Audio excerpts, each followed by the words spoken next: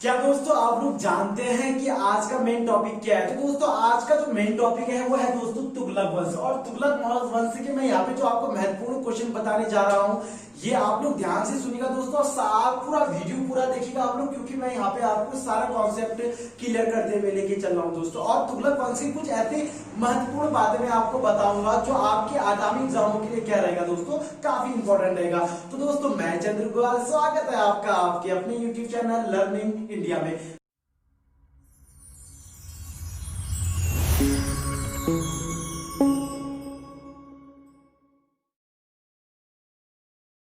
तो दोस्तों ध्यान दीजिएगा, पहले अगर मैं बात करूं यहाँ पे तुगलक वंश की, जैसे कि आपको पता है कि हमने दिल्ली सल्तनत क्लियर करवाए थे। तो दिल्ली सल्तनत में हमने दास वंश पढ़ाए थे दोस्तों। दास वंश यानी कि गुलाम वंश।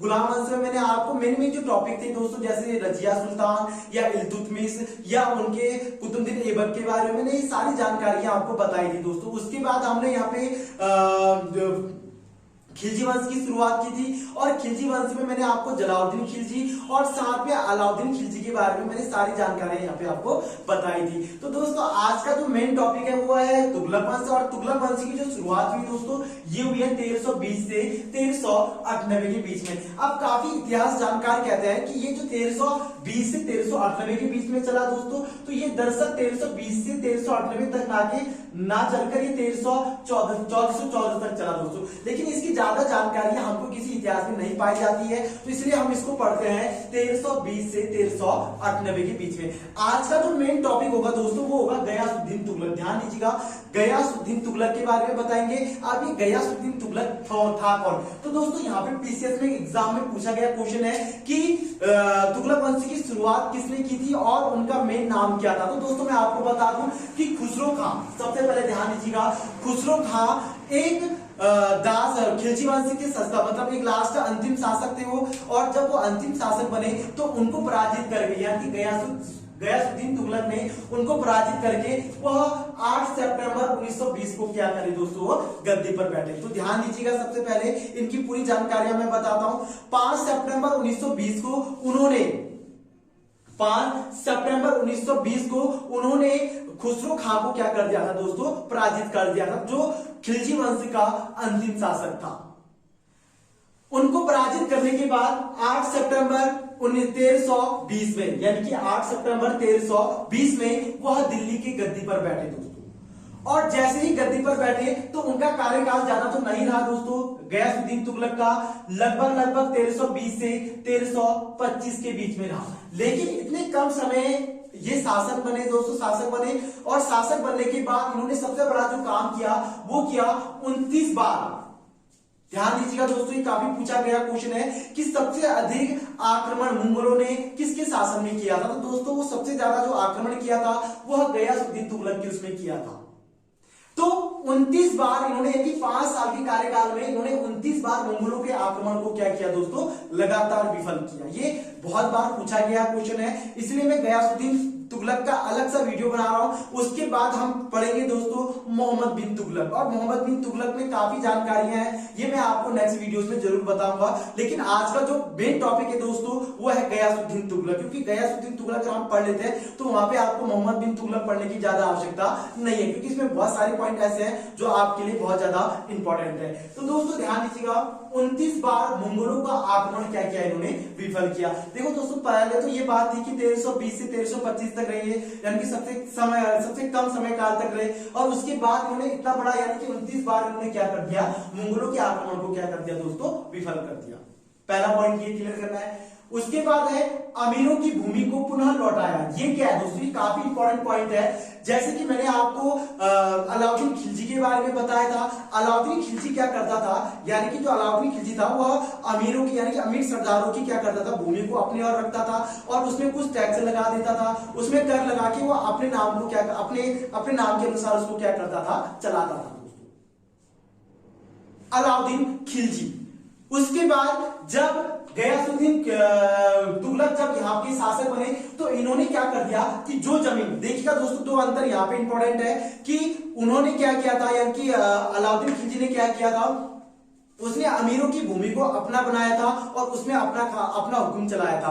लेकिन यहाँ पे गयासुद्दीन तुगलक ने उन भूमियों को दोबारा अमीरों को लौटाकर उन पे सारा टैक्स क्या कर दिया था, माफ कर दिया था। तो ये काफी इंपॉर्टेंट क्वेश्चन है कि अमीरों की भूमि को किसने पुनः लौटाया था। तो दोस्तों ये गयासुद्दीन तुगलक ने इनको दोबारा क्या कर दिया था, लौटा दिया था दोस्तों। उसके बाद है नहर एवं कुओं का निर्माण। दोस्तों ध्यान दीजिएगा, यह भारत दिल्ली यानी कि दिल्ली सल्तनत का एक ऐसा शासक था जिसने पहली बार कुओं एवं नहरों का क्या कराया, निर्माण कराया दोस्तों। और ये काफी इंपॉर्टेंट भी था क्योंकि इसने अपने राज्य को बहुत ही एक अच्छी तरह से अंकित किया था दोस्तों, और उसमें काफी विचारधाराएं रखी थी, जिसके कारण इन्होंने क्या किया दोस्तों, नहर एवं कुओं का क्या किया, निर्माण किया। और यह ऐसा करने वाला पहला क्या था दोस्तों, शासक था।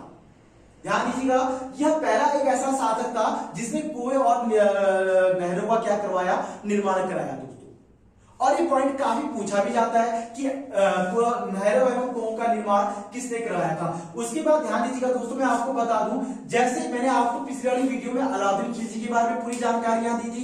अगर आपने वो वीडियो नहीं देखा तो दोस्तों डिस्क्रिप्शन बॉक्स में जाइएगा, वहां पे मैंने सारे लिंक दिए हुए, एक बार उसको जरूर देखिएगा ताकि आपके एग्जामों के लिए बिल्कुल भी दिक्कतें ना हो। यानी कि नहर एवं कुओं का निर्माण तो कराया दोस्तों। और एक बात क्या था, जो अलाउद्दीन खिलजी ने जो सैनिकों की हुलिया का एक नियम बनाया था, यानी कि हुलिया मतलब फिजिकल बनाना, सैनिकों को एक फिजिकल के रूप में निर्माण करना, उनको स्थायी रूप से रखना, उनकी स्थायी क्या कहते हैं, उनको स्थायी का दर्जा देना। तो ये सारी चीजें जो कराई थी दोस्तों, उसमें बढ़ चढ़कर यानी कि उसकी भूमिका को बहुत ज्यादा मजबूत करने वाला एकमात्र शासक था जिसका नाम था गयासुद्दीन तुगलक।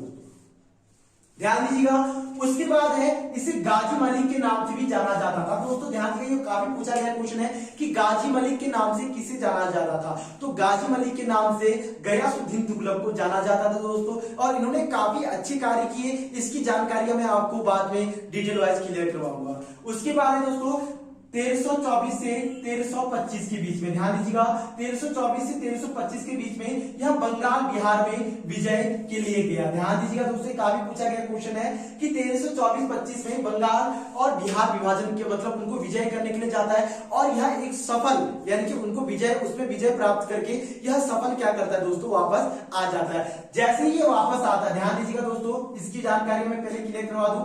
जैसे ही ये वापस आता है बिहार और बंगाल को विजय करके, तो इनका जो पुत्र होता है जिसका नाम होता है जुना खां। ध्यान दीजिएगा दोस्तों, बाद में यह मोहम्मद बिन तुगलक के नाम से जाना गया।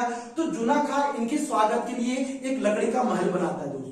ये काफी पूछा गया क्वेश्चन है कि गयासुद्दीन तुगलक की डेथ कैसे हुई, यानी कि उसकी हत्या या उसकी मृत्यु हुई। तो ये बात की बात है दोस्तों, ये इतिहास बन के रह गया है। लेकिन काफी लोगों का कहना है कि यह इन्होंने जानबूझकर उनकी क्या की थी, हत्या की थी। यानी कि उनके पुत्र जुना खां थे तो दोस्तों, तो वह जब बंगाल विजय करके आते हैं तो उनके स्वागत के लिए एक लकड़ी का एक महल बनाया जाता है और वहां पे उनकी क्या चलती है दोस्तों, वहां पे कार्यशाला चलती है। लेकिन अचानक वो जो लकड़ी का महल होता है दोस्तों, वो अचानक क्या हो जाता है, गिर जाता है, जिसके कारण उनकी क्या हो जाती है, मृत्यु हो जाती है। तो कहने का तात्पर्य है दोस्तों कि गयासुद्दीन तुगलक की जो हत्या की थी वो उनके पुत्र यानी कि जुना खां द्वारा की गई थी। और उसके बाद जुना खां गद्दी पर बैठ जाते हैं और गद्दी पर बैठने के बाद यह मोहम्मद बिन तुगलक के नाम से जाने जाते हैं। तो ये था एक बेस्ट पॉइंट। और लास्ट पॉइंट मैं आपको बता दूं कि इन्होंने दिल्ली के समीप एक पहाड़ी है दोस्तों, उस समय हुआ करता होगा, तो ये पहाड़ी के समीप इन्होंने एक नगर की स्थापना की थी जिसका नाम था तुगलकाबाद। ये बहुत बार पूछा गया क्वेश्चन है कि तुगलकाबाद का निर्माण किसने किया था, मोहम्मद बिन तुगलक ने या गयासुद्दीन तुगलक ने। तो दोस्तों ध्यान दीजिएगा कि गयासुद्दीन तुगलक ने तुगलकाबाद शहर की क्या की थी, शुरुआत की थी या उसकी स्थापना की थी। और 1325 में ध्यान दीजिएगा, और 1325 में इनकी क्या हो जाती है, मृत्यु हो जाती है। यानी कि आप ये कह सकते हैं आपकी हत्या हुई है यानी कि मृत्यु हुई है। तो दोस्तों ये इतिहास ही बन के रह गया। तो ये था एक आज गयासुद्दीन का जो मेन पॉइंट था जो मैंने भी आपको यहाँ पे क्लियर करवाया। अब जो नेक्स्ट पॉइंट रहेगा हमारा, यानी कि नेक्स्ट वीडियो रहेगा, वो रहेगा मोहम्मद बिन तुगलक के बारे में। क्योंकि मोहम्मद बिन तुगलक के बारे में बहुत सारे क्वेश्चन हैं जो मैं आपको स्टेप बाय स्टेप क्लियर कराते हुए लेके चल रहा हूं। दोस्तों मैं काफी लंबा वीडियो नहीं बना रहा हूं ताकि आप लोग बोरियत ना हो जाओ, इसलिए मैं छोटी छोटी वीडियो में सारी चीजें टुकड़ों में बांट रहा हूं ताकि आप मुझे कंटिन्यू देखते रहिएगा और कॉन्सेप्ट वाइज आपको क्लियर करते हुए मैं लेके चलूं। दोस्तों अगर आपने पीछे वीडियो नहीं देखा है दिल्ली सल्तनत का, तो आप हमारे डिस्क्रिप्शन बॉक्स में जाइएगा, वहां पे आपको सारे लिंक मिल जाएंगे और आप मुझे सारे वीडियोस यहाँ पे क्लियर कर से देख सकते हैं दोस्तों। तो